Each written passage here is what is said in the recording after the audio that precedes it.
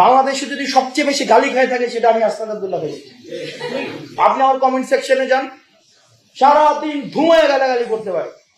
আমি কোনোদিন বন্ধ করছি আজকে পর্যন্ত নেবার। আমি এক মিনিটের জন্য আমি আমার কমেন্ট সেকশন অফ করিনি। আমার পার্টি নিয়ে সমালোচনা করবেন সারাদিন, আমার ফাইন্যান্স কোথায় পাই, এটা কোথায় পাই, সেটা কোথায় পাই, টাকা কোথায় পাই, দামি শার্ট কোন জায়গা থেকে পরি, জুতা কোন জায়গা থেকে পরি, এগুলো আমাদেরকে নিয়ে কম সমালোচনা হয়?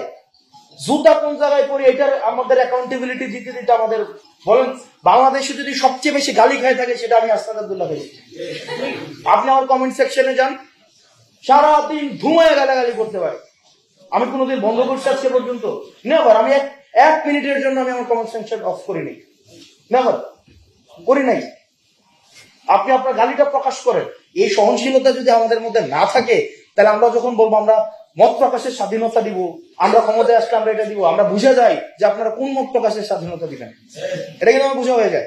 তো টলারেন্সটা আমরা এখন দেখাইতেছি যে আসলে আমাদের সময় আমরা বলতে পারবো কারো বিরুদ্ধে একটা মামলা দিছি, যে আমাকে গালাগালি করছে গিয়ে একটা মামলা দিছে, কারো বাড়ি গিয়ে হয়েছে, হয় নাই। কিন্তু আমার সহকর্মী সাজ্জিদ সালাম হচ্ছে মানহানির মামলা খাইছে, নাসিরউদ্দিন পাটোয়ারি মানহানির মামলা খাইছে।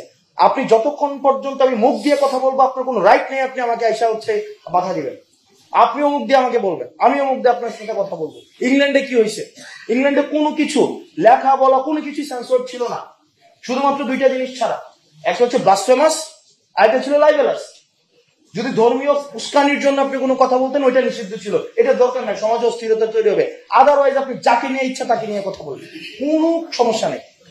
এখন আমাদের সচেতন মনে আমাদের একটা জিনিস মাথায় রাখতে হবে, আমি এগুলো বলতাম না কথা, আমরা যেন আমার কাউকে কার্ড বানাই না ফেলি, কাউকে যেন সমালোচনা ঊর্ধ্বে না রাখি। সবাই সমালোচনা যোগ্য, সবাইকে প্রশ্ন করতে হবে। আমাকে প্রশ্ন করেন না আপনারা যে টাকা কোথায় পাই, প্রশ্ন সবাই করে, আমরা এক্সপ্লেনেশন দিতে হয়। আপনাকে আপনার দলের প্রধানকে ওইটা জিজ্ঞেস করার আপনার হিম্মত থাকতে হবে যে টাকা কোন জায়গা থেকে আসে। এখন আপনি আমার সময় হচ্ছে মানে খুশি, কিন্তু আপনার দলের নেতাকে প্রশ্ন করলে আপনি বিলা হয়ে যাবেন, এটা তো হইতে পারে না।